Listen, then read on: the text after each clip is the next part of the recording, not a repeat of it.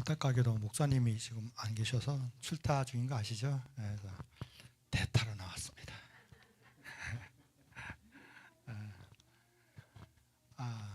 그 설교 노트 적는 어린이들, 오늘 설교 제목이 여호와의 은혜의 해예요.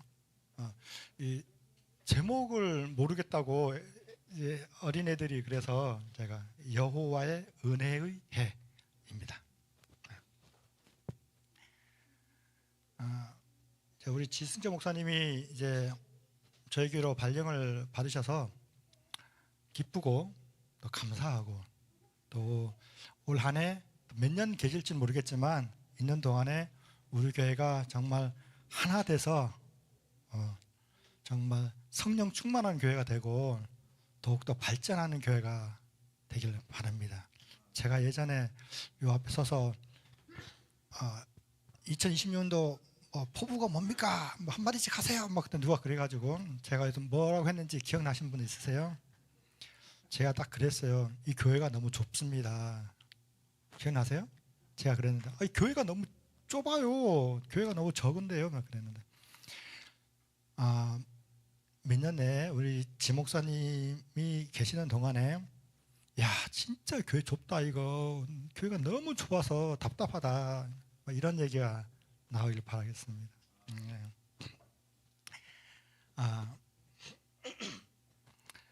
제가 이 PPT를 잘 못 만들어요. 그래서 그냥 여러분들의 이해만 돕기 위해서 그냥 이렇게 된 거라. 어제 장로님 설교하실 때 AI가 만들어준다 그러는데 저도 그걸 좀 배웠으면 하는 생각이 많이 들기도 하고, 제가 좀 PPT를 잘 못 만드는데, 하여튼 그리고 또 오늘 내용이 실은 좀 양이 좀 방대하고 좀 많습니다. 근데 제가 시간을 생각해서 많이 줄인다고 줄여서 의미 전달, 내용 전달이 잘 될지는 잘 모르겠습니다. 어쨌든 간에 제가 한번 그 내용을, 의미 전달을 좀 하려고 노력을 해보겠습니다. 좀 약간 줄여놔서 하여튼 누가복음 4장 16절에 19절에 있는 말씀을 보면, 제가 좀 읽어보도록 하겠습니다. 이렇게 앞이 안 보이시는 분이 있으니까 제가 좀 읽어보도록 하겠습니다. 4장 16절, 예수께서 그 자라나신 곳 나사렛에 이르사 안식일에 자기 규례대로 회당에 들어가서 성경을 읽으려고 서심해 선지자 이사야의 글을 들이거늘 책을 펴서 이렇게 기록한 데를 찾으시니 곧 주의 성령이 내게 임하셨으니 이는 가난한 자에게 복음을 전하게 하시려고 내게 기름을 부으시고 나를 보내사 포로된 자에게 자유를, 눈먼 자에게 다시 보게 함을 전파하며 눌린 자를 자유케 하고 주의 은혜의 해를 전파하게 하려 하심이라 하였더라. 예수님이 이제 공생애를 시작하면서 처음으로 이제 설교를 시작하는 장면입니다. 근데 이제 책을 주는데, 이사야 책을 주니까 예수님께서 여기를 찾아요. 어디를 찾았냐면 이사야 61장을 찾은 겁니다. 이사야 61장을 찾아서 그 내용을 읽은 거예요. 그래서 그 내용이 이제 다시 이사야 61장 1, 2절을 제가 다시 한번 읽어보면 같은 내용입니다. 같은 내용인데 약간 신구약의 번역의 차이가 있긴 하지만, 주 여호와의 신, 그러니까 성령, 신약에서는 이제 성령이라 나와 있고, 주 여호와의 신이 내게 임하셨으니 이는 여호와께서 내게 기름을 부으사 가난한 자에게 아름다운 소식을 전하게 하려 하심이라. 나를 보내사 마음이 상한 자를 고치며 포로된 자에게 자유를, 갇힌 자에게 노임을 전파하며 여호와의 은혜의 해와 우리 하나님의 신원의 날을 전파하며 모든 슬픈 자를 위로하되 무릇 시온에서 슬퍼하는 자에게 화관을 주어 그 죄를 대신하며 희락의 기름으로 그 슬픔을 대신하며 찬송의 옷으로 그 근심을 대신하시고 그들의 의의 나무 곧 여호와의 심으신 바 그 영광을 나타낼 자라 일컬음을 얻게 하려 하심이라 라는 얘기가 있습니다. 요 61장 3, 4절은 제가 마지막에 다시 한번 언급을 하도록 하겠습니다. 보면 예수님이 61장에 있는, 이사야 61장에 있는 1, 2절을 읽으신 거예요. 일부러 찾아서.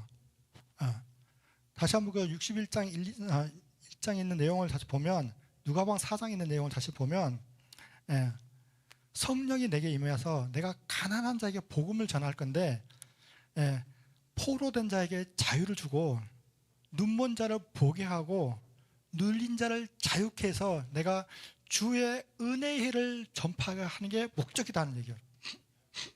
그러니까 눌린 자들, 포로된 자들, 억눌린 자들, 이런 사람들, 가난한 사람들에게 내가 복음을 전파할 건데, 결국 내가 무엇을 전파하고 싶은 거냐면 주의 은혜의 해를 전파하고 싶다는 거예요. 그 얘기가 이사야 61장에 있었고, 잘 아시겠지만 인간은 에덴에 살았어요. 그렇죠? 에덴. 천국에 있어요. 너무 좋았어요. 근데 안타깝게도 사람들이 타락해서 애굽이라는 곳으로 내려옵니다. 세상으로 내려왔죠. 애굽은 이 세상을 의미합니다. 그렇죠? 애굽이라는 곳에 내려왔는데 다시 하나님께서 이스라엘 백성들을 회복시키기를 원했어요. 다시 돌아가자. 에덴으로 돌아가자. 하늘로 다시 돌아가자. 라는 것을 알리고 싶었어요. 근데 그 당시에 에덴이 없었어요. 그래서 하나님께서 에덴을 상징할 수 있는 뭐를 준비해 주셨냐면 가나안을 준비했어요. 그래서 이스라엘 백성들을 출애굽시켜서 가나안으로 가요.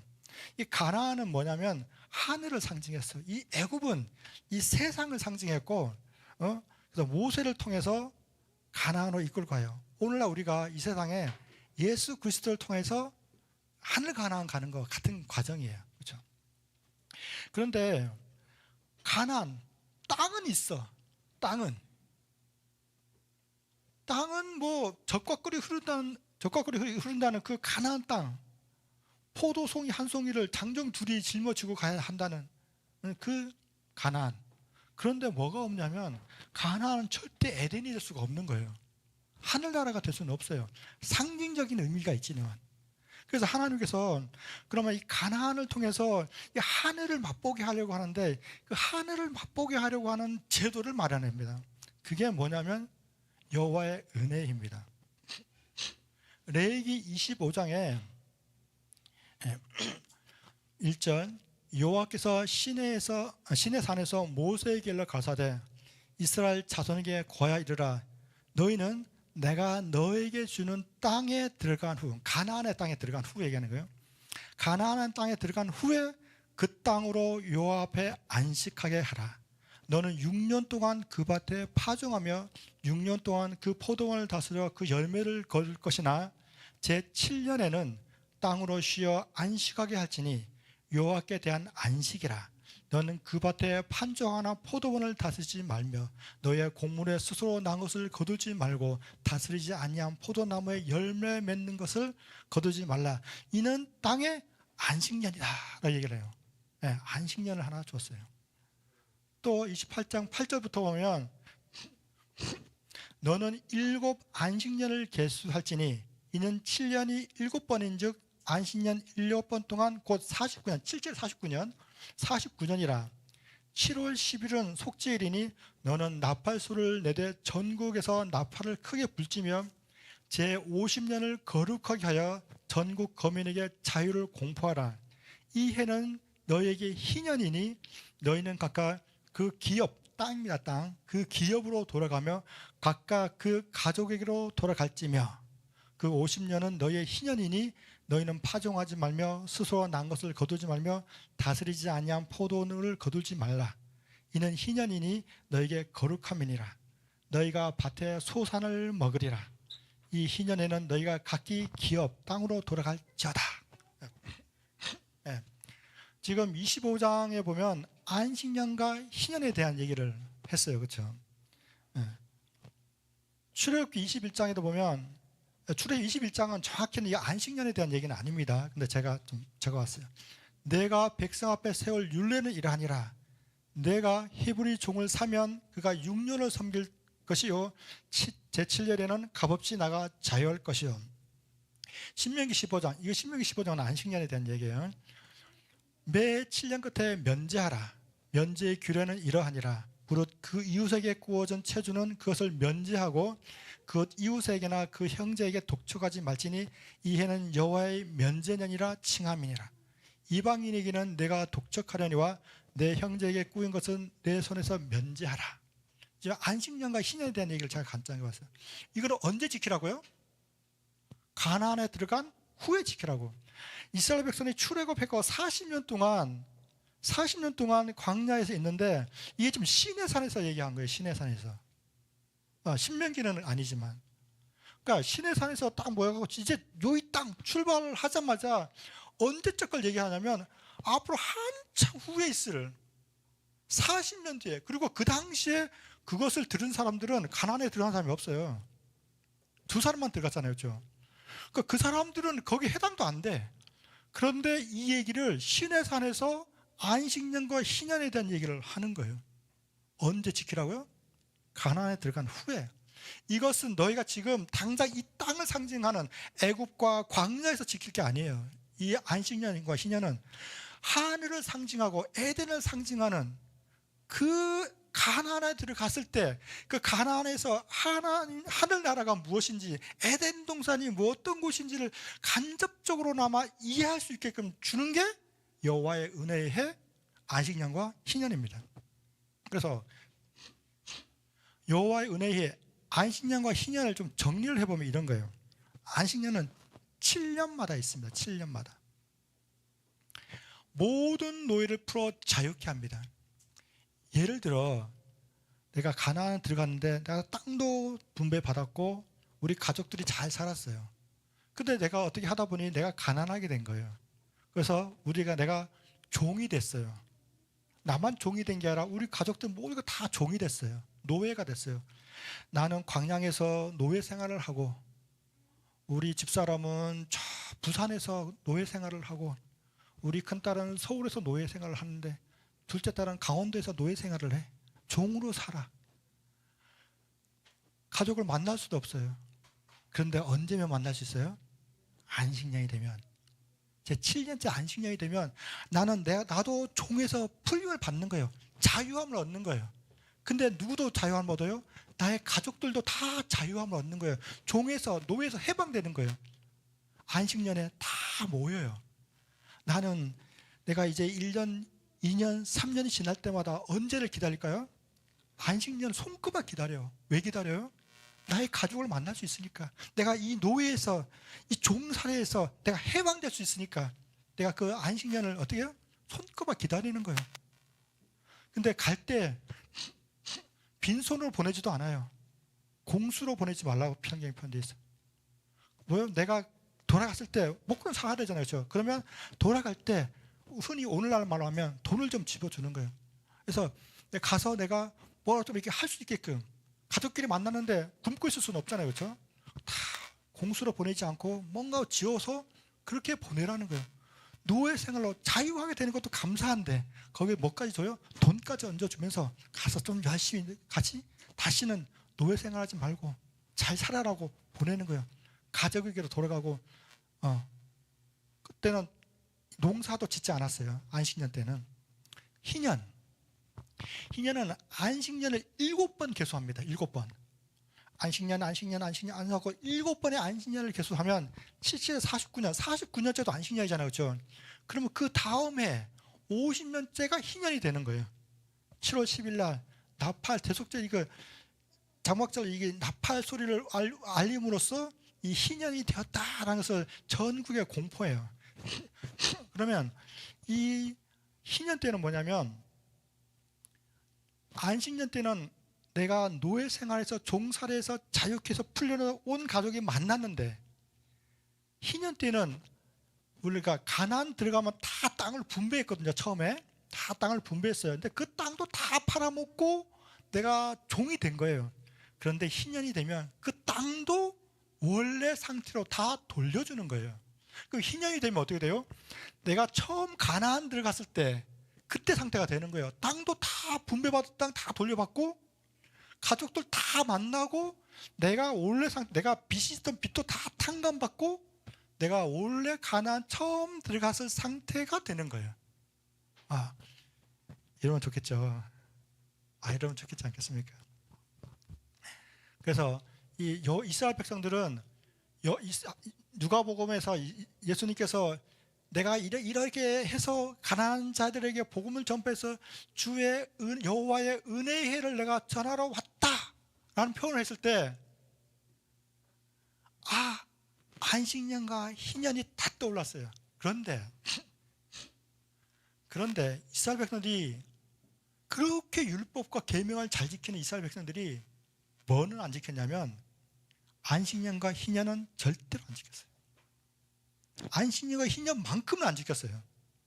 그래서 예수님께서 그 누가복음 4장에 그 얘기를 딱 하고 나니까 어떤 일이 벌어졌냐면 예수님을 데려다가 절벽 위로 가서 떨어져 죽이려고 그랬어요.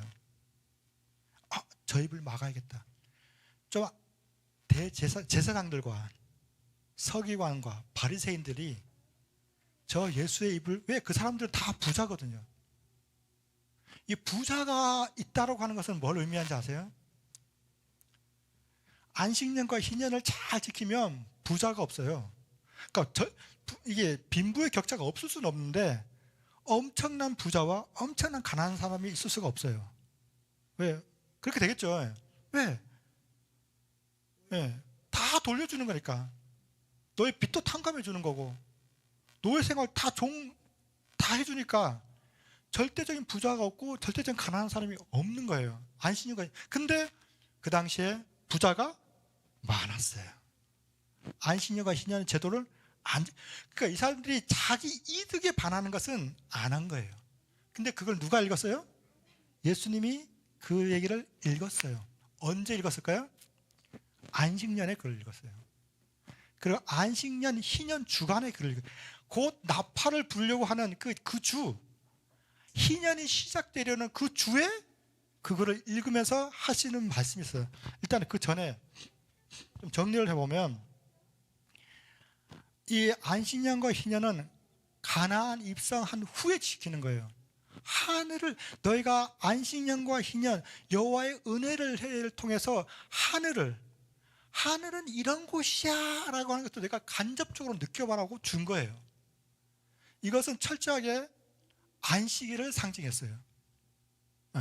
그래서 누가복음 4장의 이글을 읽은 다음에 예수님께서 19절과 21절에 이에 예수께서 저에게 말씀하시되 이 글이 오늘날 너희 귀에 응했다라는 말을 하는 거예요.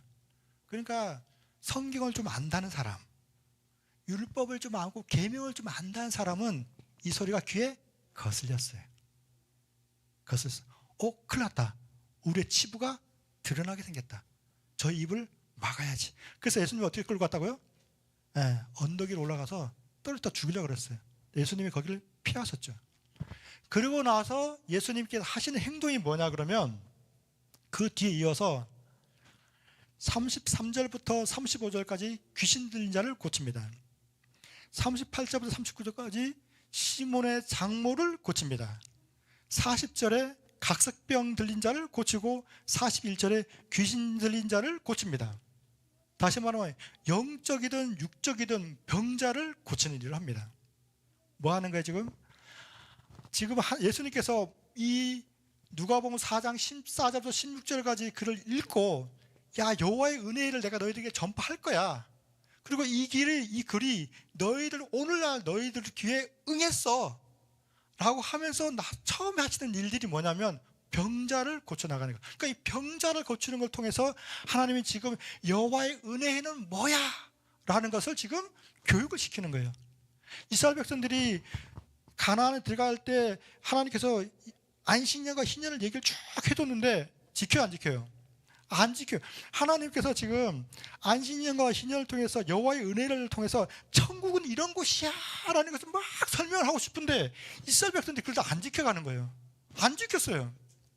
예수님이 이제 이 땅에 딱 오셔가지고 내가 그 여호와의 은혜를 내가 너희들 설명해 줄게. 여호와의 은혜는 바로 이런 거야 라면서 그걸 다시 한번 되새겨 상기시키는 거예요. 뭘로요? 병자 고치는 걸로 상기시켜요.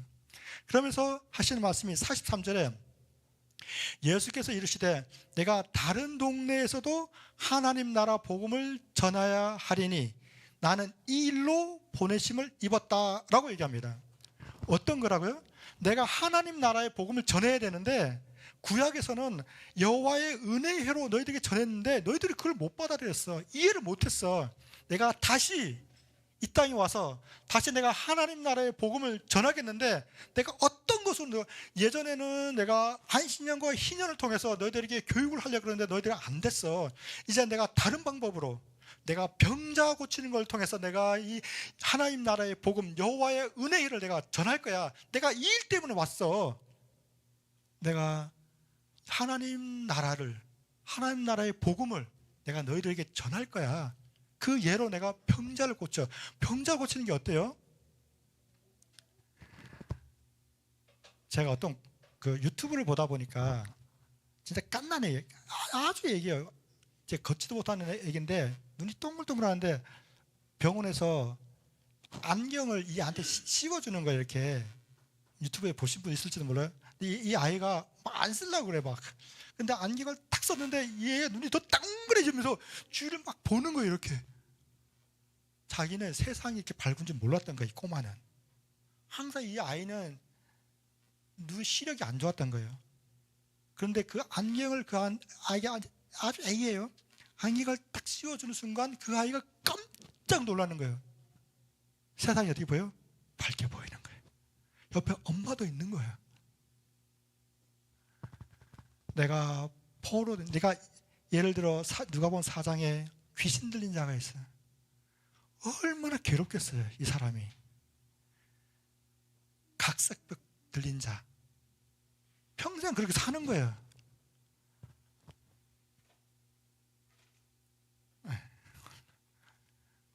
누가복음 4장에서 5장으로 넘어왔어요. 누가복음 5장에 우리 잘 아는 그 예수님 설교하실 때 천장 뚫고 지붕 내려서 침상으로 내린 그 얘기가 누가복음 5장의 얘기입니다.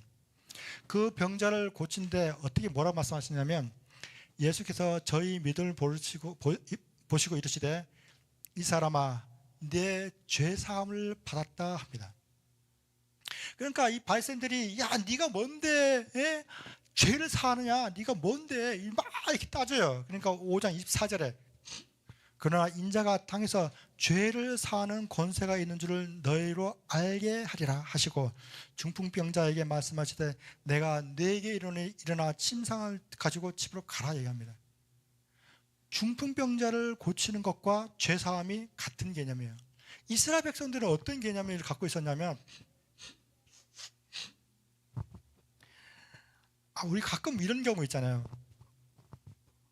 내가 어디 가다가 예를 들면 탁 안 좋은 일이 생겼어. 예를 들면 접촉사고 났다 치자. 접촉사고 딱 나면 갑자기 불현듯 떠오르는 생각이, 내가 어제 저번에 나 교회 안 갔는데 혹시 그것 때문에 하나님이 나 벌 주시는 걸까? 이런 생각 들어요, 안 들어요?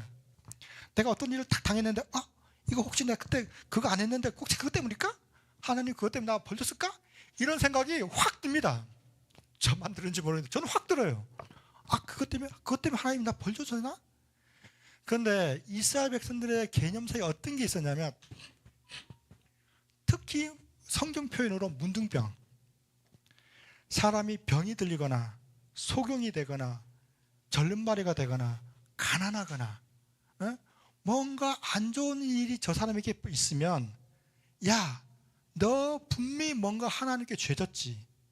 네가 하나님께 죄를 졌으니까 하나님이 너에게 벌을 내려서 너에게 소경이 되게 하고 절름발이가 되고 중풍병이 걸리게 하고 각색병이 걸리게 하고 너를 가난하게 하는 거야. 너 뭔가 죄 졌어. 너 회개해. 이스라엘 백성들이 다 그렇게 생각했어요. 근데 하나님께서 거꾸로 이스라엘 백성들이 다 그렇게 알고 있으니 어떻게 생각하는 거야? 그 병을 고쳐버리는 거예요. 그럼 어때요? 내가 그 죄 때문에 내가 그 병이 들었다고 생각했는데 그 병이 나으면 어떻게 돼요? 거꾸로 죄가 사해진 것을, 죄가 용서함을 받은 것을 이스라엘 백성들. 그래서 지금 예수님께서 내가 가난한 자에게 복음을 전해서 갇힌 자들, 눌린 자들, 병든 자들 다 고치고 그들에게 자유함과 평화와 화평을 주는 거예요. 언제요? 안식일. 이 지금 다 고치는 일이 다 언제적 일어난 일들이냐면 다 안식일에. 예수님께서 죄 사함이라는 얘기를 할 때는 다 안식일에 병자를 고칠 때 사용합니다. 근데 그렇지 않은 경우도 있어요. 예수님께서 마태의 집에 갔을 때 예수님 발 아래 향유 뿌리고 머리카락으로 이렇게 닦잖아요. 저 발 씻어주는 그 여인에게도 너의 믿음이 너를 구원했다, 네 죄사함을 받았다라고 얘기해요. 그런 경우를 제외하고는 예수님이 모든 병자를 고칠 때 죄사함을 받았다 표현합니다. 그러니까 이 안식일에 하나님께서 뭔가 눌리고 죄되고 포로되고 억눌린 자들, 가난한 자들, 슬퍼하는 자들 뭐 해주는 거예요? 풀어주는 거예요. 한 예를 보여주는 거예요. 구약에는 안식년과 희년을 통해서 그것을 자유함을 예를 들어 줬고, 신약에 와서는 예수님 때는 병자를 고침으로써 너희가 자유함을 얻었다, 너희가 눌림에서 해방되었다, 너희가 평안을 누린다, 너희가 죄사함을 받았다 라는 것을 병자를 고침으로써 안식일의 것을 보여주는 거예요. 그래서 그러면 안식일과 평일은 뭐가 달라요? 안식일과 평일은 다릅니다. 안식일 날은 예수님께서 병자가 있는 곳에, 그 마을에, 그곳에 예수님이 찾아가요. 예수님이 그곳에 찾아가서 예수님이 그 사람을 만납니다. 근데 평일은 달라요. 평일에는 누군가가 예수님을 찾아와요. 내가 예수님을 찾아가요. 예수님이 나 이런 병 좀 고쳐주세요. 내가 이방인에게 이런 것을 주지 않는다. 무슨 말씀하세요? 그 개도 주인의 상에서 떨어지는 걸로 먹고 사는데요. 그래? 야, 너희 믿음이 너를 구원했어 하면서 그를 죄를 고쳐줘요. 그러니까 똑같이 병을 고쳐주고 하지만 안식일에 예수님께서 병을 고치는 것과 평일에 예수님이 병을 고치는 건 달랐어요. 다시 정리해보면 안식일에는 예수님이 병자가 있고 그 우물가에 여인이 있고 가늠한 여인이 있고 베데스다, 이건 예수님은 아니구나. 그런 사람들이 있으면 그곳에 어떻게 해요? 예수님이 찾아가는 거예요. 내가 병자예요. 내가 문둥병자예요. 내가 소경이고 내가 절름발이고 내가 중풍병 환자예요. 나는 억눌렸어. 난 자유하고 싶어. 이 죄사함에서 놓이고 싶어요. 근데 누가 찾아와요? 예수님이 나를 찾아오는 거예요. 그래서 나에게 하는 말이 네 죄사함을 받았다는 거예요. 누가복음 13장입니다. 10절 안식일에 한 회당에서 가르칠 때 18년 동안 귀신 들려 앓으며 꼬부라져 조금도 펴지 못한 한 여자가 있더라. 예수께서 보시고 불러 이르시되 여자여, 내가 내 병에서 놓였다 하시고 안수하심에 여자가 펴고 곧 하나님께 영광을 돌리는지라. 회당장이 예수께서 안식일에 병 고치는 것을 분내어 무리에게 이르되 일할 날이 엿새가 있으니 그 동안에 와서 고침을 받을 것이요 안식일에는 하지 말라 하거늘 주께서 대답하여 가라사대 외식한 자들아, 너희가 각각 안식일에 자기의 소나 낙이나 마구에서 풀어내 이끌고 가서 물을 먹이지 아니하느냐. 16절 그러면 18년 동안 사단에게 매인 바 된 이 아브라함의 딸을 안식일에 이 매임에서 푸는 것이 합당치 아니하냐. 언제요? 안식일에. 이 18년 동안 귀신 들려 꼬부라져 조금도 펴지 못해 자유함을 느끼지 못한 이 여인을 언제 푸는 게 합당해요? 안식일에. 안식일에 이 여인을 사단의 매임에서 풀어주고 자유케 하고 죄사함을 하는 것이 합당치 아니하냐 하는 거예요. 마치 구약의 안식년과 희년을 통해서 그들이 종되었던, 노예였던, 빚쟁이였던, 가난했던 그 사람들을 자유하게 하고 그들에게 집으로 돌아가게 해서 가족을 만나 그들에게 화평을 주고 그들에게 다시 자유인이게 했던 그 하나님이 신약의 예수 그리스도가 다시 이 땅에 오셔서 그와 똑같은 모양으로 병들고 가난하고 지치고 쓰러져 버림받고 핍박받는 그 모든 사람들에게 뭘 줘요? 자유함을 안식일에 주는 거예요. 그래서 안식일은 그냥 똑같이 지나가는 7일 중에 하루가 아닙니다.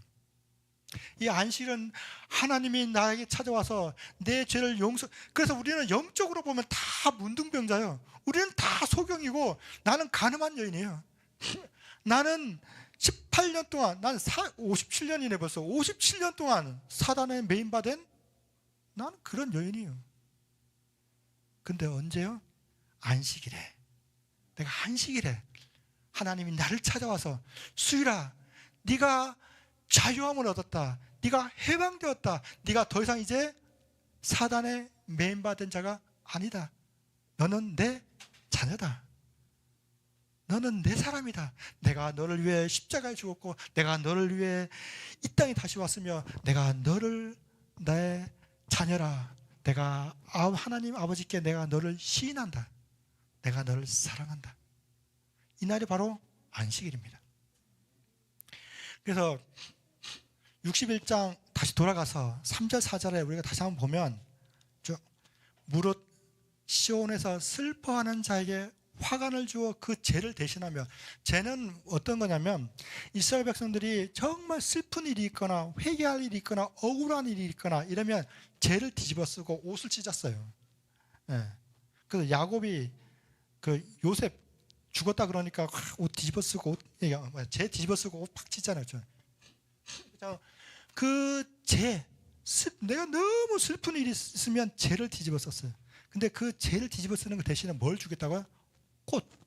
꽃 이게 면류관, 화관을 주어 그 죄를 대신하고 희락의 기름으로 그 슬픔, 내가 너무 슬픈데 슬픔을 대신에 그 희락, 기쁨의 그 기름을 주고 찬송의 옷으로 그 근심을 대신해, 근심이 있으면 내가 찬송 옷으로 바꾸고 그들로 의의 나무 곧 여호와의 심으신 바 그 영광을 나타낼 자라 일컬음을 얻게 하려 하심이라를 제가 좀 정리해 보면 이렇게 돼요. 모든 슬퍼하는 자에게, 슬퍼하는 자는 뭐냐면 내가 예수 그리스도가 내 안에 있으므로 그 전까지는 내가 내 멋대로 살고 내가 어떻게 구원받으려 보려고 내가 막 노력도 해보고 내가 율법이라고 하는 걸 계명이라 하는 것들 내가 지켜보려고 바둥바둥 신앙하던 그런 내 모습이 아니라 내가 예수 그리스도가 내 안에 있으면 내가 내 스스로 구원받는 게 아니구나, 내가 예수님 하나님의 은혜로 내가 구원받는 거구나 라고 내가 겸손해지고 심령이 가난해지는 사람들, 그런 자가 바로 슬퍼하는 자입니다. 그런 슬퍼하는 자에게 죄 대신에 화관을 주고 슬픔 대신에 희락의 기름을 주고 근심 대신에 찬송의 옷을 줘서 그 모든 슬퍼하는 자를 위로하겠다. 그게 여호와의 은혜이고 안식일입니다. 그래서 그 사람들을 보면 그 사람들을 우리가 의의 나무라 일컬고 그 사람들이 전부 다 하나님께 영광을 돌립니다. 그래서 아까 우리가 누가복음 5장에 중풍병자, 제가 여기에는 기록하지 않았는데 중풍병자 고침을 받고 죄사함 받았다고 했을 때 그 뒤에 말이 어떤 말이 있냐면 그 장면을 보고 사람들이 하나님께 영광을 돌리더라 라는 표현이 있습니다. 그러니까 내가 예수 그리스도를 내가 내 개인의 구주로 모신 다음에는 나의 모든 슬픔이 제가 뭐가 돼요? 화관이 되고 나의 슬픔이 기쁨이 되고 나의 모든 근심이 찬송이 되는 거예요. 그런 사람들이 뭐가 되냐면 의의 나무가 되는 거예요. 그리고 그렇게 고침을 겪어본 사람들이 하나님께 영광을 돌리는 거예요. 그 사람들이, 그리고 그렇게 의의 나무가 된 사람들은 오래 황폐되었던 곳을 다시 쌓을 거고 무너진 곳을 일으킬 거고 무너진 것들을 다시 중수할 겁니다. 이것은 1차적으로는 이 당시에는 예루살렘 성을 상징했어요. 그 당시 예루살렘 성이 이때가 언제냐면 바벨론으로 포로되어 왔을 때예요. 이스라엘이 바벨론으로 포로되어 왔다가 이제 예루살렘으로 돌아가기 직전입니다. 그래서 이런 하나님의 그 은혜를 느끼고 의의 나무가 되고 하나님께 영광을 돌리는 사람들은 결국 이런 다시 예루살렘 성을 중건할 것을 의미했어요.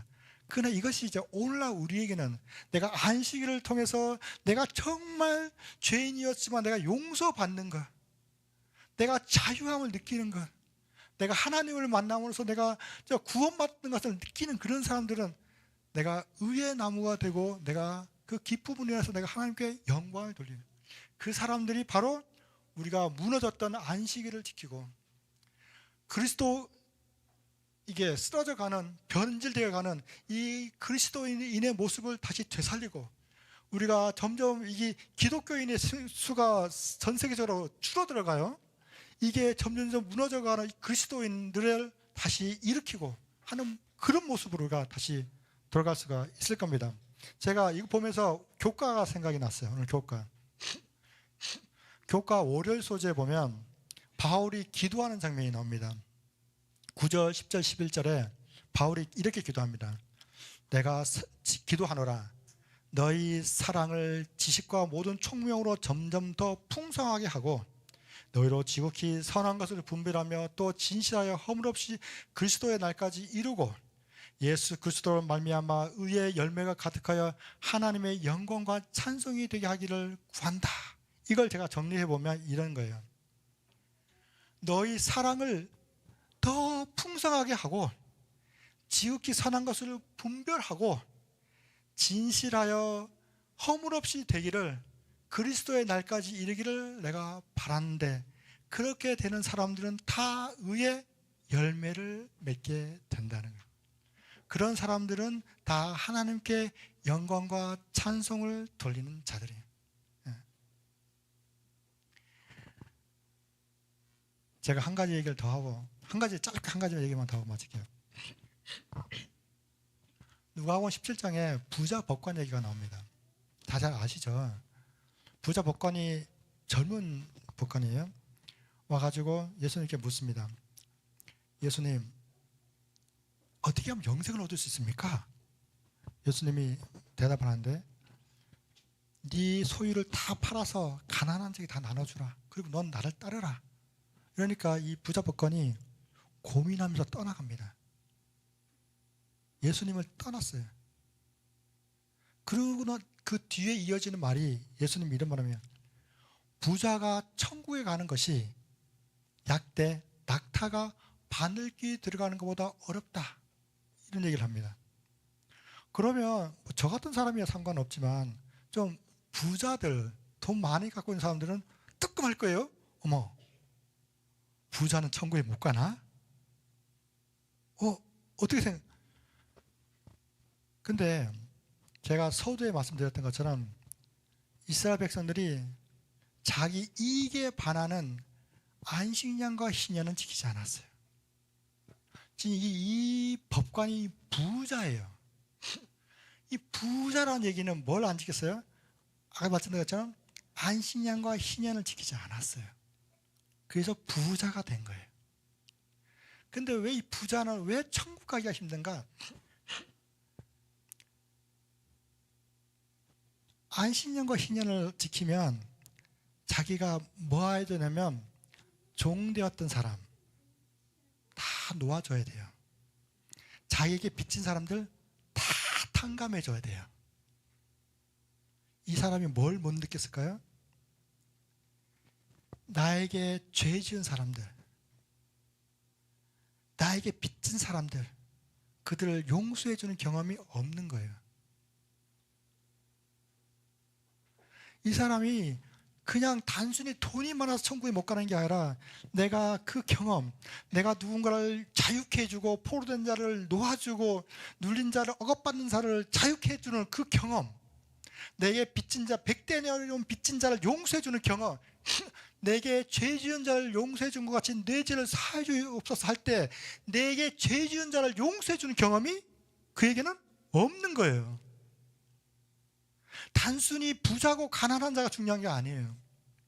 내가 그것을 내가 용서해주고 나도 또한 용서받고 하나님이 날 용서해줬구나는 그 기쁨으로 인해서 내가 자유케 됐구나, 죄사함 받았구나 하는 그 기쁨으로 인해서 내가 하나님께 영광 돌리고 찬송해보는 경험이 없는 거예요. 그 사람에게는. 우리가 다 똑같습니다. 내가 그냥 이게 물질적으로 내가 가난한 삶을 느낄 수 있겠지만 정말 가난해져야 될 건, 내가 정말 슬퍼해져야 될 것은 뭐냐면 내 심령이 가난해져야 되는 거죠. 우리가 나도 어떤 면에서는 나도 부자예요. 왜? 내가 나에게 죄 지은 저 사람 죄를 내가 뭐 안 해줘요? 용서 안 해주는 거예요. 근데 이 안식일은 어떤 날이에요? 내게 죄 지은 자를 하나님도 이 안식일날에 날 찾아와서 내 죄를 뭐 해줘요? 용서해 주는 거예요. 그러니까 나도 뭐 해줘야 돼요? 나에게 100대 내린 저 사람을 뭐 해줘야 돼요? 나도 안식일 날에 용서해 주는 거예요. 이 경험들이 이 안식일에 충만하게 이루어져야 되는 거예요. 그래서 안식일은 내가 하나님과 나와의 죄도 용서받고 내가 하나님 나를 찾아와도 내 죄도 용서되는 날이지만 내게 죄지은 100대 내린 죄지은 누군가의 죄도 내가 용서해 주는 날이에요. 그래서 이 날이 뭐 어떤 날이 되어가는 거예요? 정말 자유한 날이 되는 거예요. 정말 기쁨이. 그래서 우리 교과 제목이 뭔지 알아요? 큰 제목이 하늘 땅 하나예요. 하늘나라가 어디서 이루어지는 거예요? 이 땅에서 이루어지는 거예요. 이 땅에서. 내 마음속에 하나님 나라가 이루어지는 거예요. 내가 저 사람 죄를 내가 용서해 주지 못하면 안식일의 의미가 없어요. 안식일은 바로 저 사람과 나와의 죄도 서로 용서되면서 자유함을 누리고 평강을 누리고 화평케 됨으로 그것으로 인해서 우리 사랑이 넘치고 기쁨이 넘치고 그 은혜로 인해서 감사하는 날이 안식일입니다. 단순히 이 안식일은 안식일을 지켜 안 지켜 이 문제가 아닙니다. 내가 하나님을 만나고 내가 그 기쁨으로 인하여서 내가 하나님께 영광 돌리는 날입니다. 그래서 계시록 21장 24절에 새 예루살렘 성이 내려오는데 그 성에 우리 구원받은 백성들이 그 거리로 들어가는 거예요. 들어가는데 그 장면이 뭐라고 나왔냐면 만국이 그 빛 가운데로 다니고 땅의 왕들이 자기 영광을 가지고 그리로 들어가리라. 하나님께 영광과 찬송을 드린 경험이 있는 자들, 그런 모든 성도님들이 우리 참빛교회뿐만 아니라 안식일을 지키는 우리 모든 성도님들이 다 자기의 영광과 찬송을 하나님께 돌리고 그 영광과 찬송을 가지고 구원받는